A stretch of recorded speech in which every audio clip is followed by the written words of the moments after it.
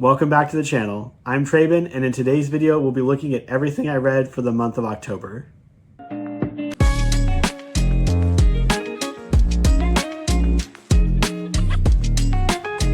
October was a really great month for me.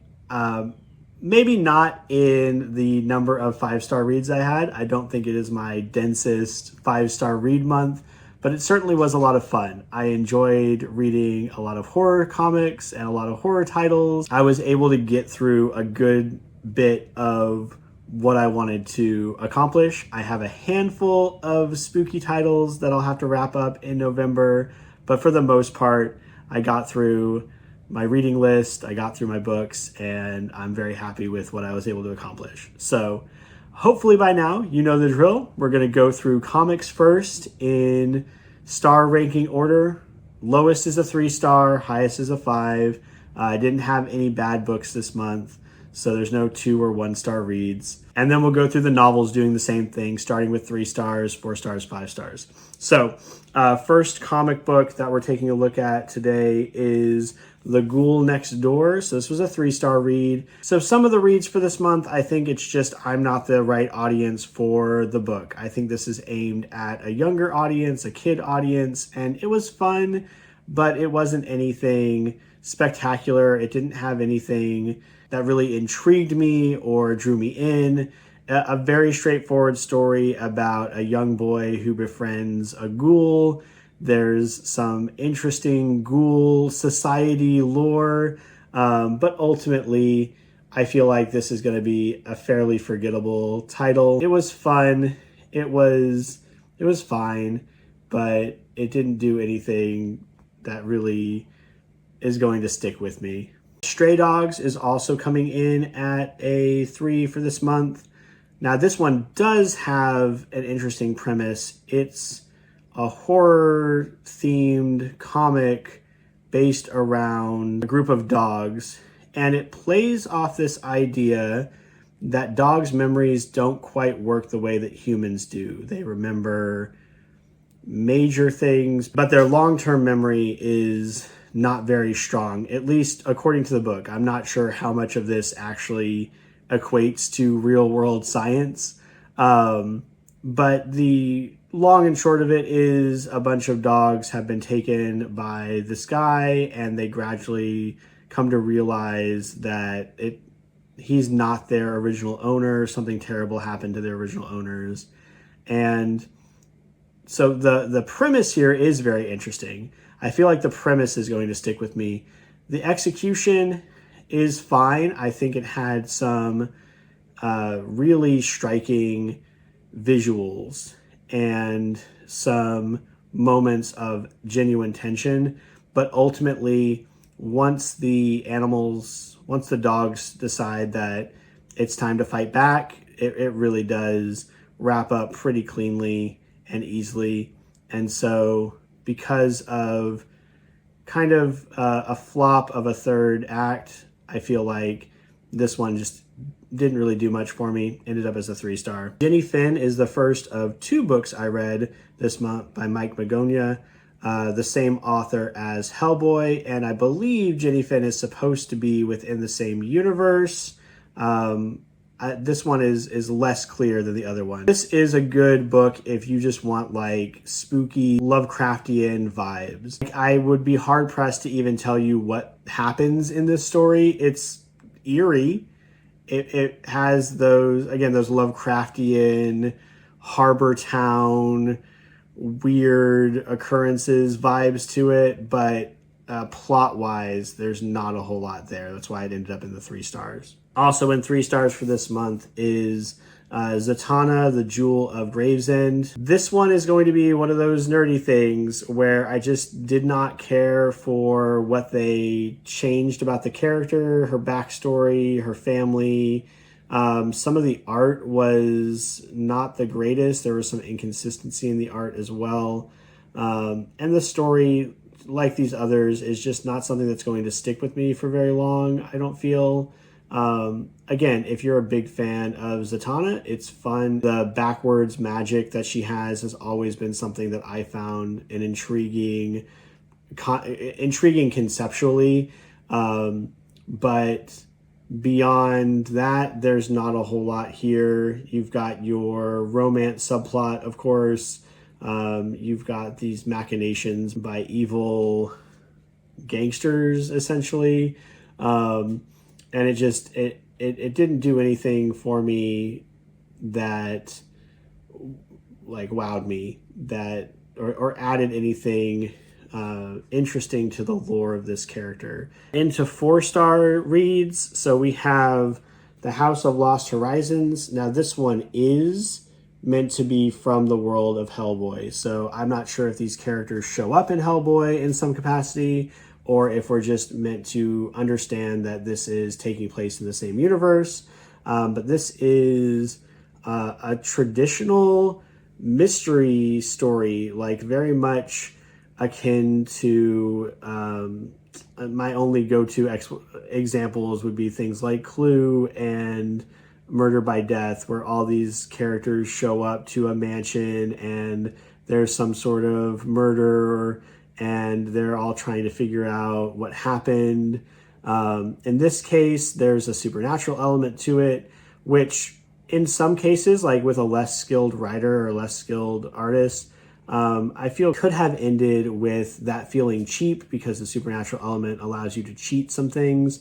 But I like the way the supernatural element worked into the crime and how they were able to interweave those two into a compelling story. Knowing the ending, I think it'll be fun to go back and reread it, kind of knowing the backstory, knowing what's going to happen, and the motivation behind what's been going on. This one I'd recommend if you're a fan of any of those classic mystery stories, a fan of the Hellboy universe, or any kind of supernatural detective, maybe something akin to Dresden, or even something like Fatal Frame, where there's like that mystery, but it's got that ghost element to it as well. This would be a good pickup. Goblin ended up at a 4-star. I feel like this is a 3.5 that gets bumped up to 4. So it's not a solid 4. It's also not a horror book. Like, I was kind of just going off of vibes of the cover. This is much more in the realm of fantasy. It does attempt the reversal of like goblins are misunderstood and humans are the aggressors. It does try to do kind of a generational pursuit of vengeance, just continues the cycle of vengeance. But other than the really interesting lore and the use of time in a very odd way, other than those elements, this is not one that's going to stand out much either in the long run, I don't feel. So it has some interesting concepts in it. I don't feel like it is a world I'd even want to go back to. It is like very generic fantasy setting. The character that we're following, not particularly compelling. And so it's a good like one-off. If you just want a fantasy story with some cool ideas, maybe to mine for a D&D game or something like that, then it's a fun read and it's a quick read. I don't think it's something that's going to stand out amid all of the other books that I've read this year. Kaiju number 8 got 4 stars for this month. I'm really liking this manga. The direction it's taking, I think I mentioned last time that I've brought up Kaiju number 8, where we're focusing on the new generation. We've got a very good through line into why the next generation is important and why they need to be developing their skills. We continue that here. There's actually very little Kaiju number 8 in here. There's a lot more focus on secondary characters. Iharu in particular is like the focus for this particular, for this volume. I like that we're doing that. I like that we're expanding into some of the minor characters. But I would like to see more of the team dynamic, like the overall team, and bring back in these other characters that we've kind of pushed to the side at the moment. And I'm sure we'll get to that point eventually. We're kind of in the gearing up for a big fight section, making sure everyone like gets their upgrades and things like that. And so I'm hoping there's payoff soon. which is why it didn't get a 5-star, because the characters it was focusing on, not my favorite, but I do like the way the story is going. I like that we're focusing on, that we're developing some of those other characters. I do feel like this one is not very dense with its prose. It's not very dense with its story. It reads incredibly quickly. And that might be a good or bad thing depending on what you want out of your manga. I think it's in a good place. Something that you don't have to think about too hard. So I like it. It's fun. 4 stars. I read Kakegurui 14 and 15. And so 14 is going to get 5 stars. It was the end of a very fun gambling game. 15 gets 4 stars because it feels like, again, a lead up thing into something larger, and the game they're playing is not at the point where it's particularly interesting right now. It seems like they're just bidding blindly. So my enjoyment of any given volume of Kakegurui really does depend on what game they're playing, how clever can you be within the rules of this game, is there some trick you can figure out about how it works. That's where the fun really resides in these titles. I think I mentioned this with my most recent Kaiju review too, that if they're not doing something where you can be clever, then it's not engaging. Like, these titles really do rely on the games that are being played and the clever solutions that the characters come up with to get out of the situations they find themselves in. Why can't I hold all these copies of One Piece? In 5-star reads, we have the last run of One Piece that I was getting through this month. So again, this is one of the reasons why October was so cool, is that I finally got through Wano, a new arc for me with One Piece. I'm up to current, not quite at the end of Wano, but we're getting very close to closing out this story. So I read from 91 up to 103. And some of them got 4 stars, I think, especially early on, because we're again having to develop background for the new world, a bunch of new characters. And the more I read of One Piece, the more I feel like Oda has a difficult time differentiating, especially the female characters. And so it's hard to tell who's who sometimes. But once it picked up and once the story became clear and we established the players in this particular arc, it was amazing. It had so many excellent moments, so many good fights, so many good character beats, not only for the Straw Hat crew, which I feel like finally got an arc where everyone got to shine, like they all had a moment, but also for some of the secondary characters that have been involved in the story, with Kid and Law and some of the other minor characters. They all got a good fight in or a good moment. I liked Chopper's bit with the trying to heal the people in the middle of a battle. I felt that was very appropriate and something that we haven't really seen before, which I really liked. So now that I've gotten up to speed with One Piece, I do plan on getting some One Piece content out, probably starting next week with just a quick ranking of the Straw Hat crew. So from 10 to 1, who do I like the best? And then I'll probably do a tier list of the arcs. One Piece is my favorite piece of fiction, and so I really do want to throw my hat in the ring with all the One Piece content. And I realize that it is a drop in the ocean as far as you can go find that stuff from a number of content creators, but I really enjoy the comic, so I also would like to do that. Moving on to books. So starting with 3-star reads, got to get my audiobook out of the way first. I read A House at the Bottom of the Lake by Josh Mallerman, and this one was a 3-star read for me.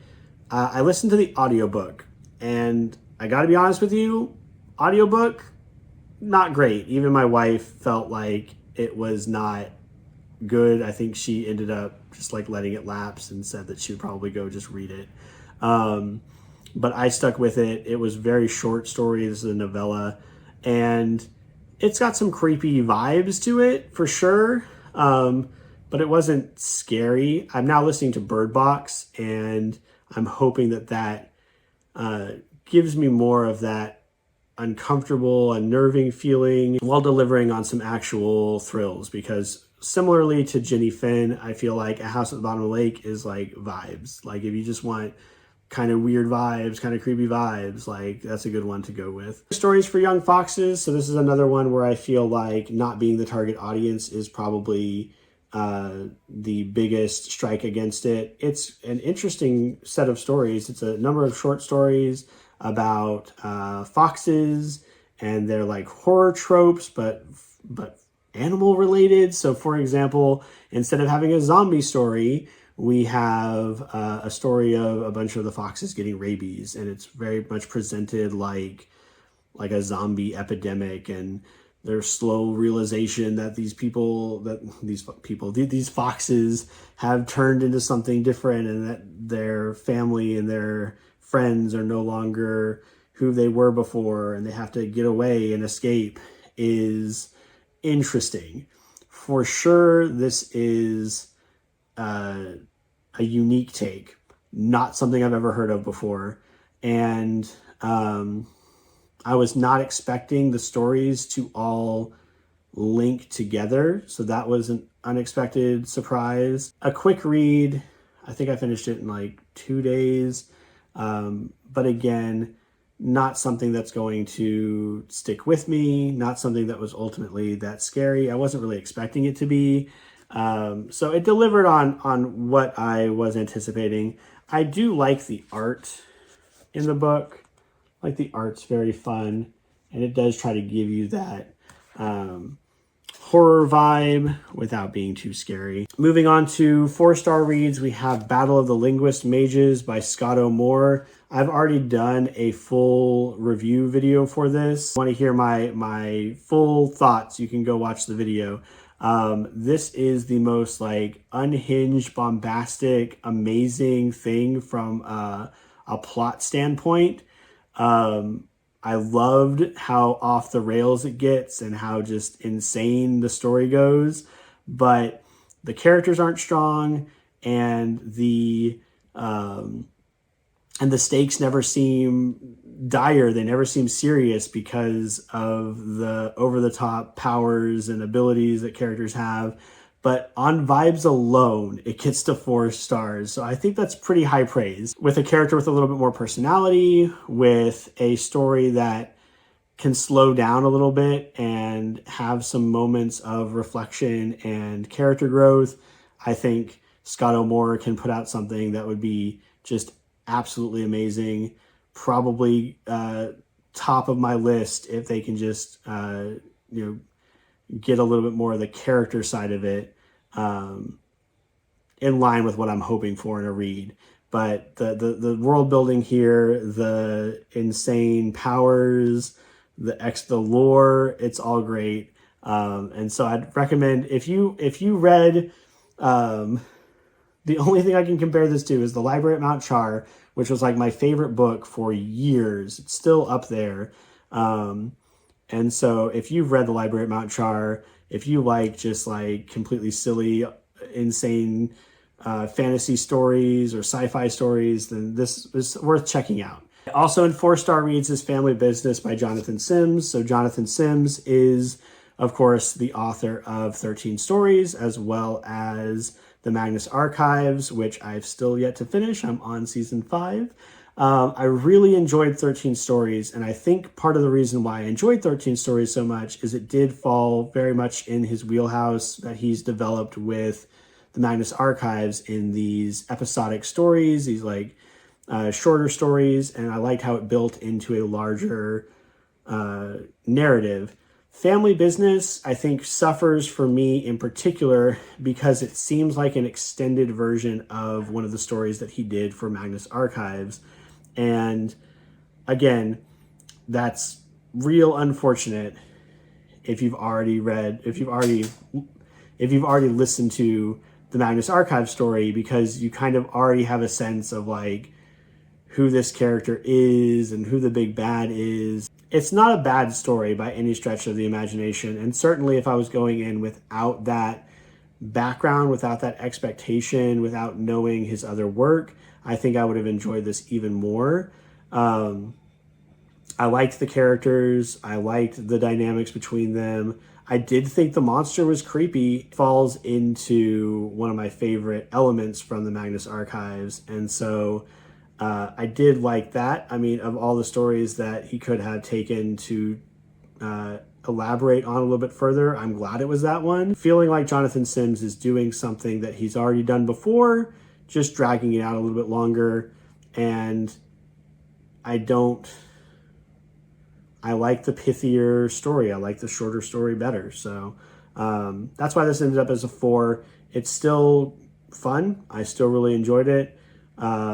But it's being held back just from the things that I brought to it. Also finished reading Subcutanean this month. I was very hype on this. I was very excited about this at the beginning of the month. And my wife and I read through the first 2 chapters together, and we were having so much fun, like noticing the little differences, and I was hoping for them to diverge more as the story went on.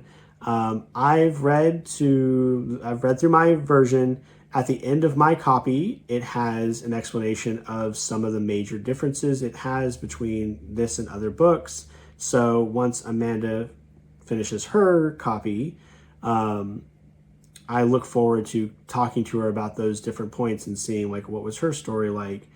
I do still want to read some more versions of this. I'm probably going to read Amanda's copy. I'm probably going to pick up the mass market one as well as listen to the audiobook, because they're from wildly different seeds, and I'm hoping that maybe earlier seeds have some of the bigger changes, perhaps. I don't know exactly how they went about deciding how the changes occur, but I'm very curious to see. I'm so interested in understanding how different can these stories be. And there are some things that are mentioned in the back of the book of like, your character didn't find this thing. Your character never solved this idea. Maybe one of them says your character never solved it. Maybe none of them did. And that's just infuriating. So I'm going to have to read some more Subcutanean this next year and see what all are some differences. So it's a very fun, the conceptually, it's very fun. Story-wise, it's fairly straightforward. It's again, I liked it. The setting is very cool. The characters, I think, are interesting. It has a lot to say about relationships, abusive relationships, the way our relationships shift and change, our perception of relationships versus others, which I think are all very interesting things to tackle. It also, at least my version, and again, like how can I say that they all talk about this? My version at least had some talk about what it means to be yourself, right? We're talking about, so like the premise here is that there's like an infinitely recursive basement under this guy's house. And so there's, of course, a lot of talk about what does it mean to be an individual? What does it mean to be you? How do you define yourself? And if there are these other versions of you, are they the same person? Are they a different person? Conceptually, both in the way that it's written and in the things that it talks about, I really dig this book. Plot-wise, I feel like it is a fairly linear, like, go explore, do this thing, wrap up, learn our lesson. And so, yeah, so it ended up as 4 stars just because the plot itself didn't wow me. But I'm ready to jump back in and read another copy already. All right, on to 5-star reads. So the first one we have is Scott Thomas's Kill Creek. Went into this one with very low expectations, in all honesty. I mean, it's called Kill Creek. So I don't know what I was expecting, other than it was a haunted house. And what I got was a haunted house, kind of. They are in the house, at least initially, a lot shorter than I thought they would be. And this is an interesting meditation, not only on the concept of horror and of like haunted house horror. It's got a meta narrative on top of it, because the characters who are going to this haunted house are horror book writers. And what I really liked about that was that it had a number of different horror authors. So they're all writing in the horror genre, but their approach to horror is completely different. And it's interesting to see how that informs their personality a little bit, how it informs their worldview, their approach to this house being haunted. Like, if they, how much can they suspend their disbelief? How is the house haunting them because of the things they write about and the things that they've gone through? How is it affecting them on a personal level? It went places I was not expecting it to go. Not only like the characters, but also the genre. And so as soon as I finished this, I went and found more of Scott Thomas's work. I've already picked up Violet and plan on reading that for the next month. And so, yeah, this is one that I would definitely recommend if you're at all a fan of horror, or and especially the haunted house subgenre. It does some really interesting things with that concept. I listened to Gideon the Ninth on audiobook. This one was really good, in my opinion, because of the way that the author was able to trickle out the lore for you, trickle out the world building for you in a way that didn't feel like hand-holding or an as you know, Bob kind of explanation, but still give you a good sense of how these characters work, how the different clans operate. And at no point does anyone have to like slow down and say, well, as you know, we've been attempting this ritual for generations, and it's been this long since this has happened, which I really appreciated. I felt the world building was really cool. I really liked the idea that everybody's necromancers, like just everybody. But even within that rather narrow subset of magic, we found a number of different applications of necromancy that we could discuss, and that characters could be more or less adept at. I also liked the characters. I enjoyed Gideon. I know that there are some people who feel like Gideon is way too cynical and way too angry, but I liked the way that Gideon and Harrow played off of each other. I've heard that the second book goes off the rails and continues to not hold your hand, but also becomes more insane. And I listened to it for about an hour, and I'm going to have to read the book because it is jumping around so much. It's using second person, which is super weird.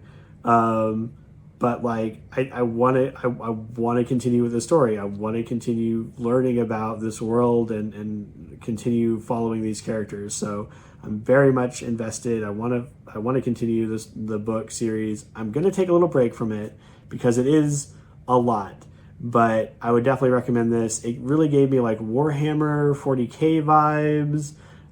If you're a fan of that, or if you're just a fan of like dark magic skeletons, if you're a fan of, I think somewhat, if you're a fan of like the shonen genre, the arc where they have to like to do their like exam, it feels kind of like that, because they're having to figure out what it ascend to this higher power in the book, and they're not given very clear instructions on how that happens. There's a number of trials they have to overcome. So yeah, I feel like that's another kind of unexpected niche that you might find some enjoyment out of it. Finally, in 5-star reads, we have My Best Friend's Exorcism by Grady Hendrix. I found out that this is the second Grady Hendrix book, and that Horror Store was the first Grady Hendrix book. So I might just keep going down that line. I've enjoyed both immensely. Grady Hendrix is probably, of the high-profile modern-day horror authors that I get recommended or that I see recommended on BookTube, Grady Hendrix is the one that has most consistently entertained me. I really appreciate that he doesn't play coy with his supernatural elements. Like they're definitely there. There's definitely a possession in this story. There's definitely monsters in Horror Store, and I like that kind of fiction. So I also just really love his ability to take a motif or take a